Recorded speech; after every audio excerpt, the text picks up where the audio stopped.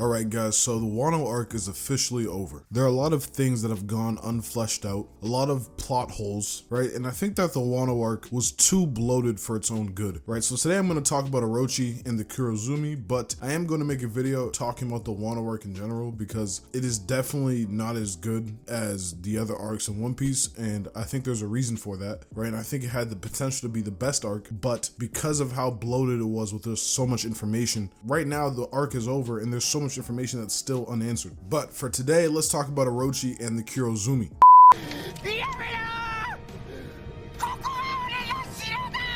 Okay, so starting off with Orochi in general, Orochi already was a very unappealing character, right? And obviously he was kind of going for that, Oda, right?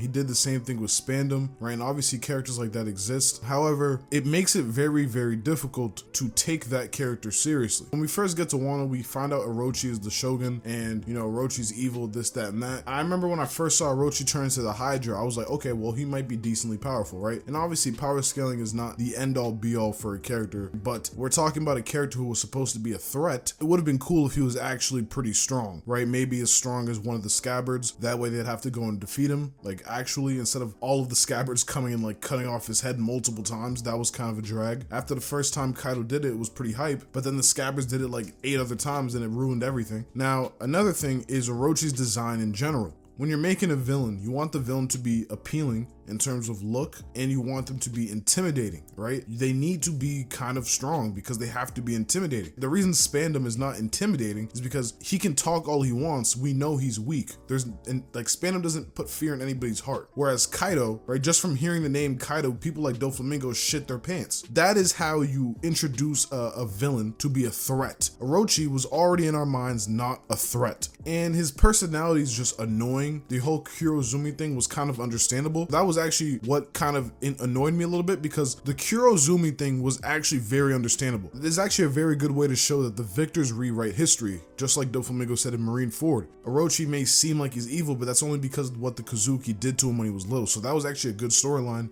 and I thought we would get more out of that, but we didn't get anything out of that, so that's really disappointing. Orochi was just such an annoying character that Oda like forced us not to care. Like, it was impossible to care about Orochi because he's just such an annoying character. But at the end of the day, he did deserve more than what he got. He deserved to have a better finish than what happened in Wano. Now, if we look at the Kurozumi, one member of their family made a bad mistake many years ago, and he tried to execute other members of the daimyo families. Obviously, this guy wanted power and he couldn't get it, so he tried to take it, and obviously the Kozuki did not like this, so they had him killed. This may seem like it's correct in the beginning, but what happens later on proves that history is not all black and white. So we find out that the Kozuki actually have been murdering Kurozumi descendants forever. Ever since that mistake happened, basically everybody who was born a Kurozumi would be murdered, right? So we have this old guy with the barrier fruit and we have the witch. These are 2 Kurozumi who basically got out of Wano and they were not murdered, right? Because we know they were getting murdered in Wano, and obviously since these guys are not murdered, that would mean that they escaped somehow and they laid low and people did not find out that they were Kurozumi. They influenced Orochi to become evil, implanted these ideas into Orochi's head that he needs to take revenge on the Kozuki and that it's Kozuki Sukiyaki's fault for being born. So there's actually a lot of nuance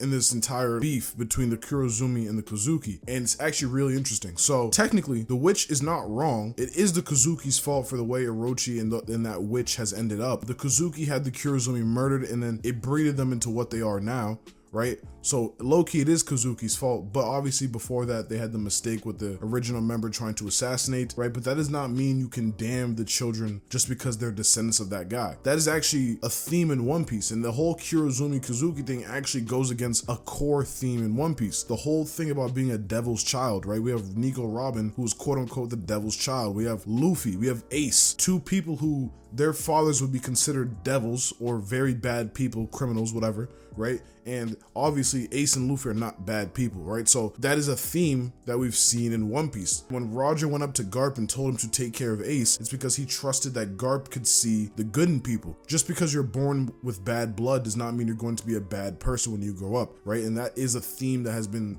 carried out through One Piece. Film Red spoilers incoming, so if you haven't read Film Red spoilers, please click off the video or something. But in film Red, Roger and Rayleigh find Shanks in a chest. We find out that he is from the Fearland family, probably like a Celestial Dragon family. And this is more proof that even though Shanks is from the Celestial Dragon family, he is not directly evil. Same with the Don Quixotes. Some of them are evil, some of them are not evil, so they have a capacity to be good. This is a theme that has been shared throughout One Piece for a long time. I think that ending the chapter on the Kurozumi were born to burn kind of goes against that theme, and it's kind of weird, right? So to break it all down, I think the biggest problem with Orochi and the whole Kurozumi thing, I feel like the story is trying too hard to make it seem like the Kurozumi were just born to burn and they're all in the wrong, yada yada yada, right? It seems like they're trying too hard to push that narrative when it doesn't really seem that way. The Kurozumi and the Kozuki beef should have been delved into more. I think this surface level stuff kind of makes it seem less than what it was. And another thing, I think Orochi should have just been a more intimidating villain. He should have been stronger. He should have been more interesting. And honestly, he should have gotten a better character design, right? Obviously, he was going for the annoying look because you want Orochi to be an annoying character, but sometimes the annoying character does not add to the story. It kind of just makes it worse. Pretty much from the moment we met him, we knew he was weak. So we kind of just knew he was going to be an annoying voice, right? That is a flaw I have with Orochi. But yeah, overall, I think Orochi was just an unintimidating villain. The whole Kurozumi thing was really poorly handled. But you guys let me know what you guys think down below in the comments. If you have any differing opinions, let me know what you think, and I'll see you guys in the next video. Peace.